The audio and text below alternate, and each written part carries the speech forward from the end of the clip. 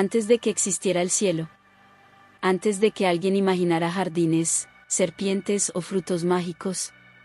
El universo no tenía forma de ser contado. Porque no había nadie para contarlo. Y, sin embargo, aquí estamos. Un animal de carbono. En un planeta ordinario. Orbitando una estrella mediocre. Perdida en un rincón irrelevante de una galaxia entre cientos de miles de millones. Y aún así, hay un libro antiguo que asegura que todo esto fue hecho pensando en ti. Que la vasta maquinaria cósmica. Las explosiones de supernovas. Los agujeros negros que devoran estrellas. Las colisiones galácticas que duran millones de años. Eran simplemente el decorado. Para una especie que aún tropieza con su propio wifi. El relato se llama Génesis. Y comienza con una afirmación que hoy sabemos no es solo falsa, sino asombrosamente ingenua. En el principio creó Dios los cielos y la tierra. La ciencia cuenta otra historia. No hubo un arriba donde alguien viviera. No hubo un taller celestial. No hubo manos moldeando barro cósmico. Hubo algo más perturbador y mucho más grandioso. Hubo leyes. Hubo fluctuaciones cuánticas. Hubo energía comprimida en un punto donde nuestras ecuaciones se rompen. Y luego, expansión. No un hágase la luz, sino luz como consecuencia inevitable de la física.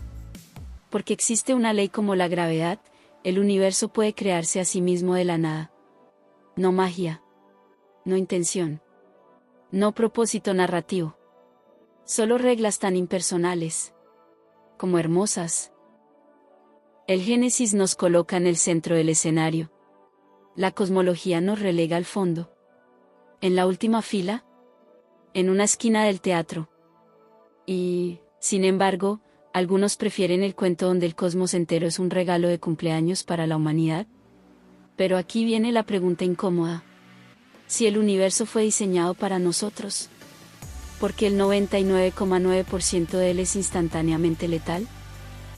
Porque nacemos frágiles, vivimos ignorantes del 95% de la materia del cosmos, y morimos sin haber salido de nuestro pequeño guijarro espacial.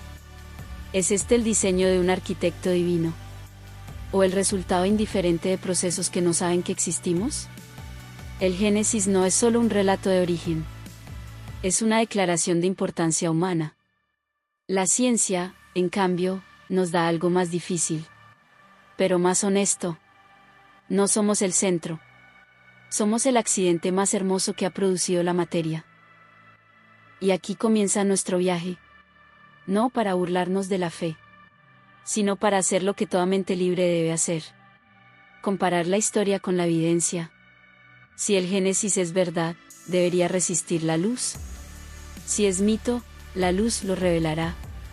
Pero antes de avanzar hacia la física, la biología y la filosofía, quiero leerte a ti. Escribe en los comentarios. ¿Crees que el universo fue hecho para nosotros? ¿O somos nosotros quienes inventamos una historia para sentirnos importantes?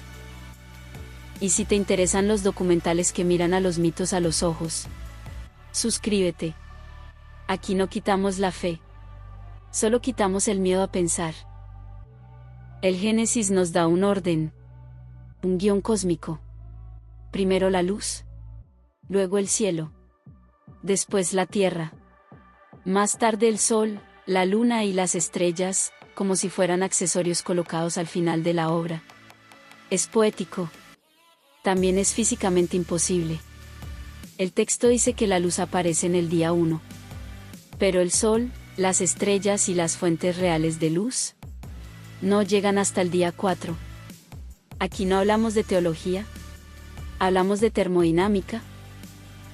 Hablamos de cómo funciona la realidad cuando nadie la está mirando. La luz, tal como la conocemos, es radiación electromagnética. Y en el universo temprano, la luz no brillaba libremente. Durante cientos de miles de años tras el Big Bang, el cosmos era un plasma opaco. La luz chocaba constantemente con partículas cargadas. No había cielos azules. No había amaneceres. Solo una niebla densa de energía. La primera luz libre, la radiación cósmica de fondo, no fue un acto teatral. Fue el resultado inevitable de que el universo se enfriara lo suficiente para que los átomos existieran.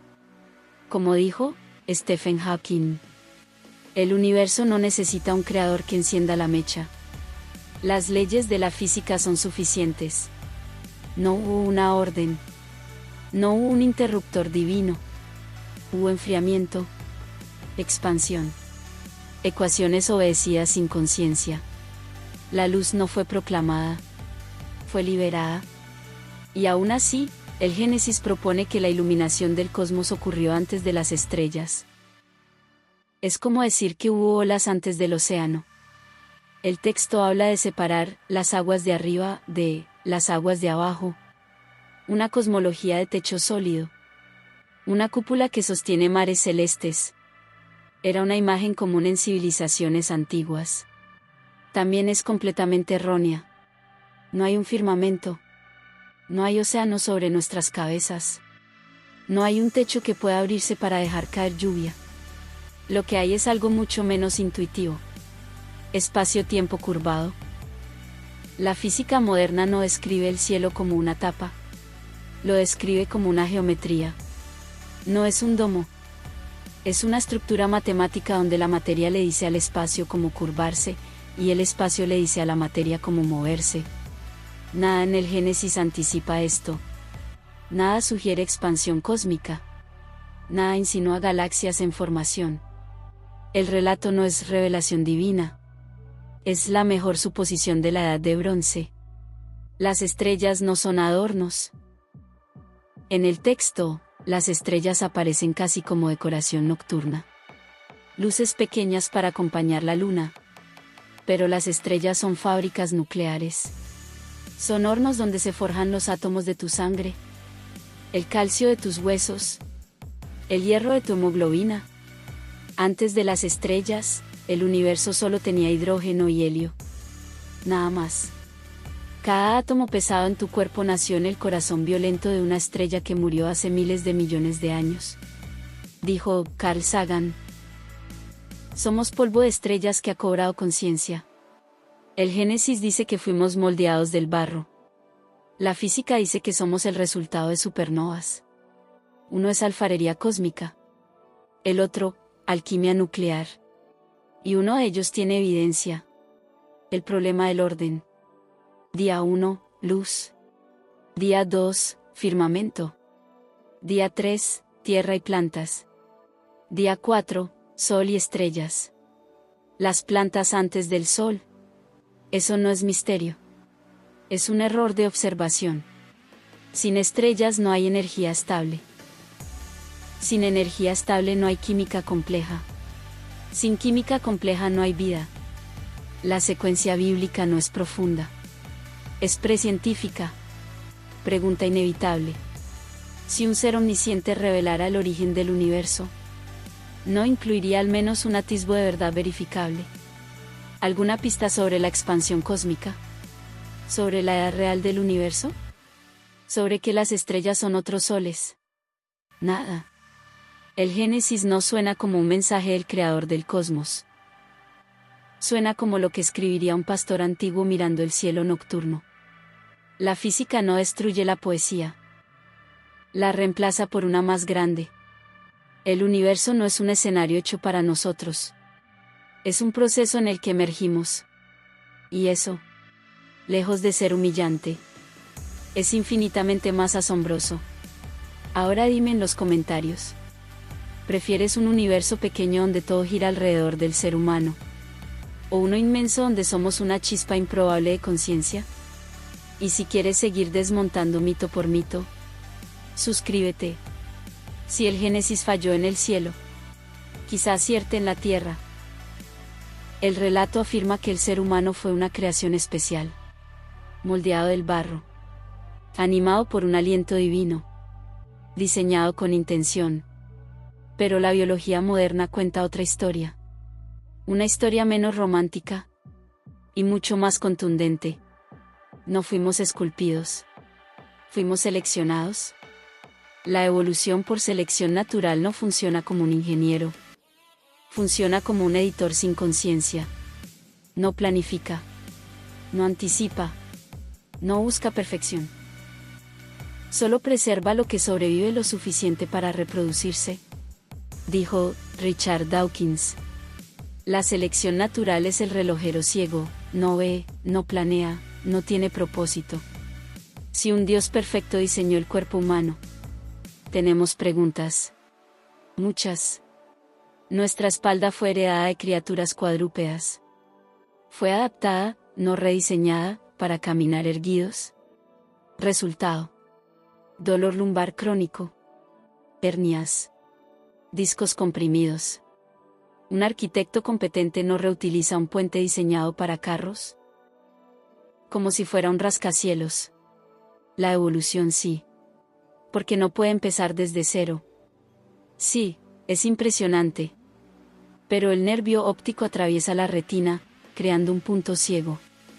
Un diseñador racional pondría los cables detrás, no delante. El pulpo, por cierto, sí lo tiene bien organizado. ¿Dios lo hizo mejor para el pulpo que para nosotros? ¿O estamos viendo la diferencia entre diseño y herencia evolutiva? El aire y la comida comparten un mismo conducto. Por eso podemos ahogarnos mientras comemos. Cada año mueren miles de personas por algo que un diseño básico habría evitado. Separar los sistemas. La evolución no optimiza, parchea. El Génesis habla de creación directa. La genética habla de un manuscrito lleno de tachones. Tenemos genes defectuosos, virus antiguos incrustados en nuestro ADN, mutaciones que causan enfermedades devastadoras. Si esto es diseño, es un diseño que parece escrito con prisas, dijo Dawkins. La naturaleza no es cruel, es indiferente. Un tema que ningún mito menciona con claridad. La pelvis humana se estrechó para caminar erguidos. El cerebro del bebé creció. Resultado: uno de los partos más peligrosos del reino animal. Un diseñador omnipotente no crea un sistema donde el nacimiento pone en riesgo la vida de madre e hijo. La evolución sí. Porque trabaja con lo que hay. El nervio laríngeo recurrente baja desde el cerebro, rodea el corazón y vuelve a subir a la laringe.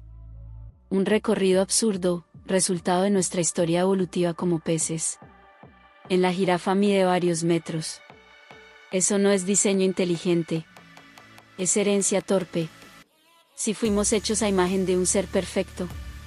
¿Porque estamos llenos de fallos estructurales, vulnerabilidades y remiendos? ¿Por qué el cáncer? ¿Por qué los errores genéticos? ¿Por qué un sistema inmunológico que a veces se ataca a sí mismo? El Génesis ofrece una explicación mítica. La caída. La biología ofrece otra. No fuimos diseñados. Fuimos filtrados por la supervivencia. La evolución no humilla al ser humano. Lo coloca dentro de la naturaleza. No somos el producto final de un plan. Somos un capítulo provisional de un proceso continuo. La escena es simple. Casi infantil. Un jardín perfecto.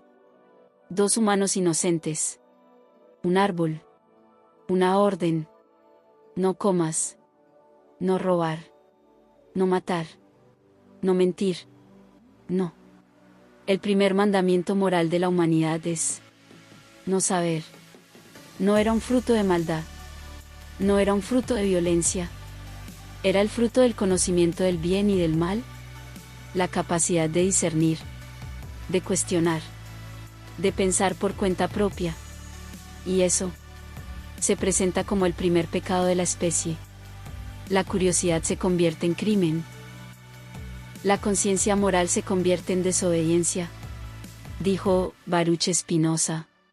Dios no es un legislador externo, es la propia naturaleza de la realidad. Para Spinoza, Dios no prohíbe. La naturaleza no castiga por aprender. Solo la religión necesita que la ignorancia sea virtud. La serpiente no ofrece violencia. No promete poder. No habla de destrucción. Dice algo mucho más peligroso. Serán como dioses, conociendo. El villano del relato no es el mal. Es el conocimiento sin permiso. Si el jardín era perfecto, ¿por qué había una serpiente? Si Dios es omnipotente, podía evitarlo. Si es omnisciente, sabía que ocurriría. Si es benevolente, no querría que sucediera. Dijo Epicuro. ¿Quiere Dios prevenir el mal pero no puede? Entonces no es omnipotente. El mito introduce el mal en un mundo perfecto, ¿solo para poder culpar a la humanidad? La responsabilidad se desplaza. No fue un diseño defectuoso. No fue un sistema frágil. Fue tu culpa por querer saber. Por comer un fruto. Dolor. Muerte. Trabajo forzado. Dominación. Sufrimiento generacional. La humanidad entera condenada. Por un acto de curiosidad. No es justicia. Es advertencia. El mensaje implícito es devastador. No cuestiones. No busques. No cruces límites. Obedece. Porque el conocimiento tiene consecuencias. Cada avance humano. Cada descubrimiento. Cada liberación intelectual. Ha sido un acto de desobediencia. La ciencia es comer del fruto. La filosofía es morder otra vez. Si Adán y Eva nunca hubieran caído, seguiríamos en el jardín. Ignorantes. Infantiles. Dependientes. El Génesis llama pecado al despertar. La historia humana lo llama progreso. El Génesis se presenta como el inicio absoluto. La primera historia. La verdad original. Pero la arqueología tiene mala costumbre de encontrar borradores. Siglos antes de que el texto bíblico tomara forma, en la antigua Mesopotamia ya circulaban relatos de creación. No eran parecidos. Eran inquietantemente familiares. En el mito babilónico del Enuma Elish, al principio existían aguas primordiales. Caos acuático. Oscuridad. Luego, un acto de ordenamiento. Separación de aguas. Creación del firmamento. Formación del mundo. ¿Suena conocido? El Génesis no surge en el vacío. Surge en un entorno cultural donde estas historias ya existían. Los hebreos vivieron en contacto con babilonios. Fueron exiliados en Babilonia. Y de pronto, la historia del caos acuático y la separación de las aguas aparece en su texto sagrado. Coincidencia cultural. O herencia literaria. En mitos mesopotámicos, los humanos son creados del barro. No para ser amados. Para trabajar. Para servir a los dioses. El Génesis también nos hace de polvo. Pero cambia el guión, ahora somos imagen divina. Misma materia prima. Nuevo marketing teológico. En mitos sumerios ya existían relatos de plantas de vida, de pérdida de inmortalidad, de figuras engañadas por criaturas astutas. No es copia palabra por palabra. Es adaptación cultural. Como toda mitología, el Génesis simplifica el panteón. Pasa de muchos dioses a uno. Pero la estructura narrativa permanece. Caos, orden. Barro, humanidad. Transgresión, pérdida. Dolor, castigo. No es una revelación caída del cielo. Es una tradición antigua editada. Si un texto es revelación divina, ¿por qué comparte ADN narrativo con mitos anteriores? Porque Dios revela su verdad, en formatos literarios que ya estaban circulando. La respuesta más simple suele ser la más difícil de aceptar. Los humanos escribieron estos relatos, como todos los demás. Nada de esto le quita valor cultural al Génesis. Pero sí le quita la exclusividad sobrenatural. Pasa de ser el origen de la historia a ser un capítulo más en la historia humana de explicar lo inexplicable. Dime en los comentarios. ¿Te sorprende que la Biblia comparta raíces con mitos más antiguos? ¿O crees que todas las culturas recibieron la misma revelación? ¿Y si te interesa ver cómo los dioses también tienen historia? Suscríbete. El Génesis nos dio una historia reconfortante. Un alfarero divino. Un jardín preparado. un propósito asignado, una humanidad creada como centro del drama cósmico. La ciencia nos dio algo distinto, más frío, más vasto, más honesto. Nos quitó el trono, pero nos dio el universo. Ya no somos barro animado por capricho celestial. Somos átomos forjados en estrellas que explotaron antes de que la Tierra existiera. Somos química que aprendió a mirarse a sí misma. Somos materia que despertó. Dijo Carl Sagan. El cosmos está dentro de nosotros. Estamos hechos de materia estelar. La diferencia es profunda. En el mito, dependemos de un creador para tener valor. En la realidad, el valor surge de algo más raro. Conciencia, autoconocimiento, capacidad de preguntar, ¿por qué? El Génesis temía el fruto del conocimiento. ¿Pero fue ese fruto el que nos permitió descifrar el ADN? Entender las galaxias. Descubrir que el universo tiene 13.8 mil millones de años. No unos pocos miles. La religión decía: eres importante porque fuiste elegido. La ciencia susurra algo más poderoso. Eres importante porque existes contra probabilidades absurdas. No somos el centro del universo. Somos el lugar donde el universo se volvió consciente. Y eso no es una degradación. Es un ascenso. Ya no necesitamos un jardín protegido. Necesitamos responsabilidad. Porque en un universo sin guión escrito, cada acto humano importa más, no menos. No hay supervisor cósmico. No hay rescate sobrenatural. Solo nosotros. Y eso no es desesperanza. Es soberanía. Somos materia que despertó. Y asumió su propia soberanía. Si este viaje te hizo ver el Génesis con otros ojos, déjame tu reflexión abajo. ¿Te parece más asombroso el mito o la realidad? Y si quieres más documentales donde la evidencia se sienta en la mesa con las historias antiguas, suscríbete.